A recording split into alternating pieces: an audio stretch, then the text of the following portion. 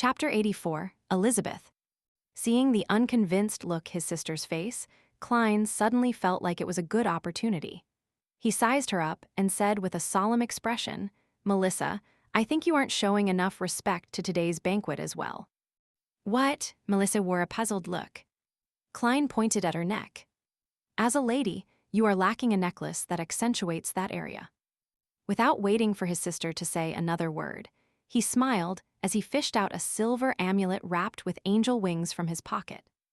"Thankfully, I prepared one for you." Melissa was taken aback at first before she asked, "How much was it?" "Sis, your concerns are really quite misplaced."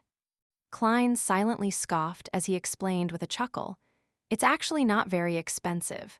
Since it was in an incomplete state, I imitated an item that I've seen before and engraved blessing incantations and beautiful patterns on them." "You engraved them?" Melissa was indeed distracted. "How is it? What do you think of my work?"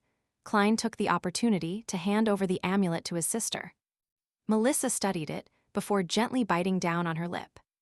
"I like the surrounding angel feathers. If you think the incantations and symbols I engraved are ugly, then just say so. There's no need to mince your words. An amulet's value is in its effects." The corner of Klein's mouth twitched.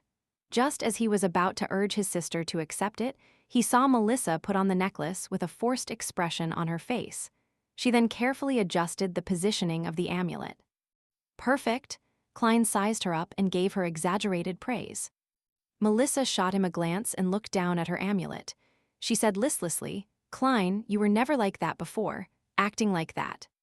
"Perhaps it's because of my good job. With a decent income, I've become more confident."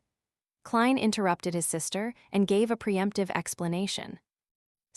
Even though I received the original Klein's memory fragments, making myself appear natural in most major aspects, certain fine details are still there.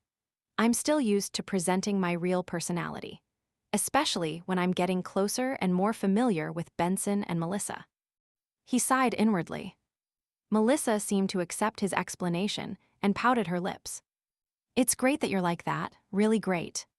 After the two engaged in a short conversation, Benson came down having changed his clothes. He wore a white shirt with a black vested tuxedo.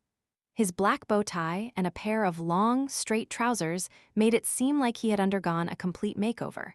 It was like he was a successful businessman after years of hard work. Same for the receding hairline. Klein chuckled inwardly. "Excellent, Benson. It suits you very well," he said with a brilliant smile while throwing up his hands. Melissa also nodded in agreement on the sideline. "The facts show that my clothing is more important than me." Benson gave a self-derisive comment. Klein took the opportunity to fish out the remaining amulet and repeated his explanation from earlier before saying, "I also made one for you." "Not bad, I'll bring it with me." Benson accepted it without a fuss as he quipped, "Klein, I wouldn't find it odd, even if you were to suddenly know how to style your hair, make clothes, fix watches, and feed curly-haired baboons." "Life is just so full of surprises," Klein replied with a smile. Following that, the siblings tidied themselves up before walking out the main door. They took a trackless public carriage and arrived at the North Borough's Fania Street, where Selena's house was. The Wood family lived in a terrace house as well, but unlike Klein's place, they had a porch. They had a small lawn in the front, which made it look very elegant. When they rung the doorbell, Klein, Benson, and Melissa only had to wait for around 10 seconds before they were able to see the star of the day, Selena Wood. With a head covered in wine-red hair, the girl gave Melissa a delighted hug.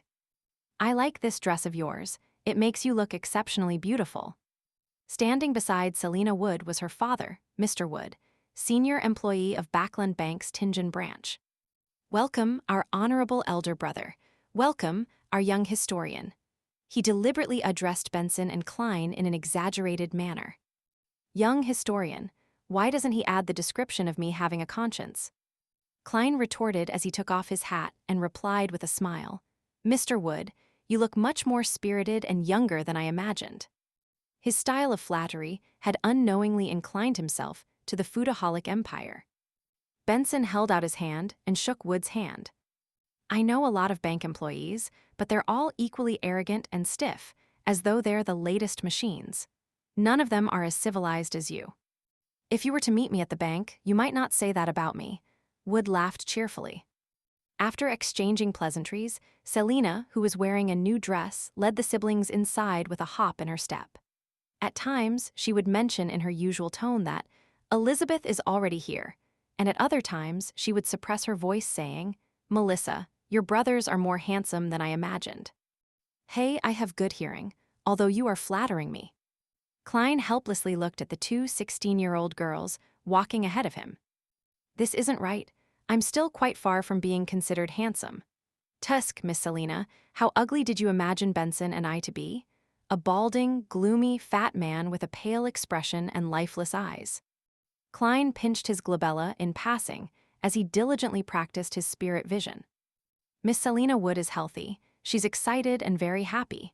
Mr. Wood's lungs are a little problematic. Right, I see his pipe. Klein swept his gaze across the crowd, while in a good mood. Elizabeth, Melissa is here. At that moment, Selina introduced with a brisk tone. A girl dressed in a blue frilly dress walked over. She had naturally curled brown hair and adorable baby fat. Klein was stunned when he saw her because he knew the girl. He had helped her choose an amulet back at the underground market. Elizabeth greeted Melissa first before looking at Benson and Klein. She was stunned and her brows knitted slightly, as though she was thinking about something. Soon, Elizabeth smiled and politely greeted them as though nothing had happened. Klein also pretended not to recognize her. Under Wood's lead, they came to the sofa in the living room where they were introduced to Chris, Selina Wood's brother, and the other guests. As Klein watched Benson chat with Chris and the other solicitors happily over the topic of their neighbor, Mr. Shad, he couldn't help but feel envious. I don't have such socializing skills. He picked up a cocktail from a table in the corner of the room as he listened quietly. At times, he would nod and echo with a smile. It didn't take long before all the guests arrived, and the banquet officially began.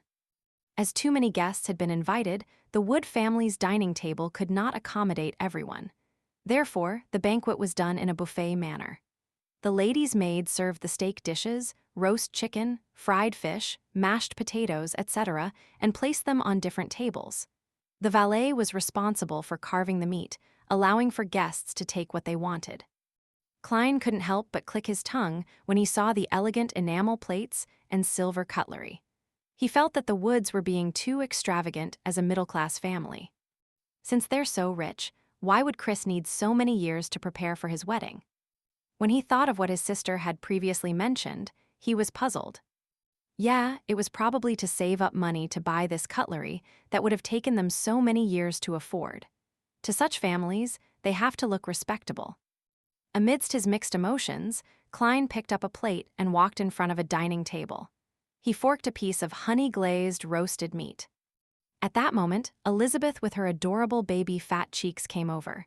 As she looked at the food, she whispered, "So you are Melissa's brother. Thank you.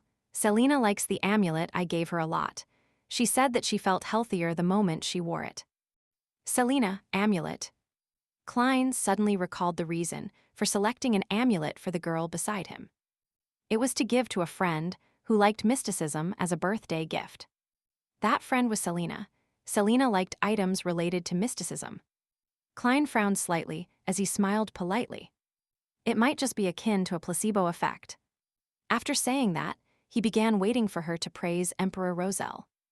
However, Elizabeth's reaction was that of confusion. What's a placebo effect? It means it's completely psychological. At times, we believe that we will turn for the better and end up really becoming better, Klein explained crudely. No, she said it's different from the amulets that she bought in the past. It feels different, Elizabeth emphasized. She cocked her head and shot a glance at Klein and said curiously, I never expected Melissa's brother to be an expert at mysticism. As you know, I studied history, so it's common to encounter similar matters. Klein diverted the topic skillfully as he asked, Are you also studying at the Tingen Technical School? No, Selina and I were Melissa's former schoolmates. Later, she went to a technical school. I study at the nearby Ivos Public School, Elizabeth explained seriously. A public school wasn't established and maintained by the government. Instead, it was a school that accepted students from the public. It was an evolution of good grammar schools whose goal was to groom graduates so as to enter university.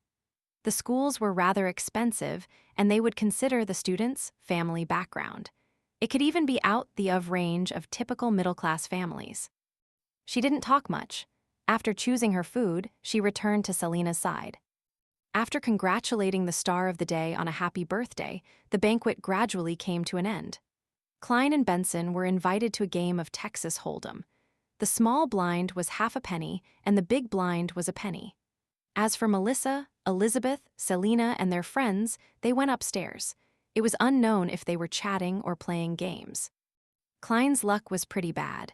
He played about 20 rounds, but didn't receive a good hand at all. All he could do was fold and be a spectator. When he flipped the ends of his cards again, he found a 2 of hearts and a 5 of spades. Shall I try a bluff once? Klein considered for a moment, but did not manage to muster the courage. He also resisted the urge to use divination to cheat.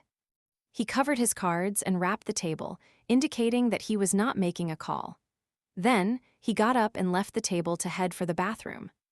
Roselle was also a person with an obsessive-compulsive disorder.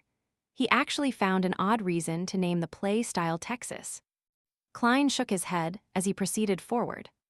At that moment, he suddenly came to a halt as his pupils constricted. His spiritual perception told him that there was a strange fluctuation upstairs.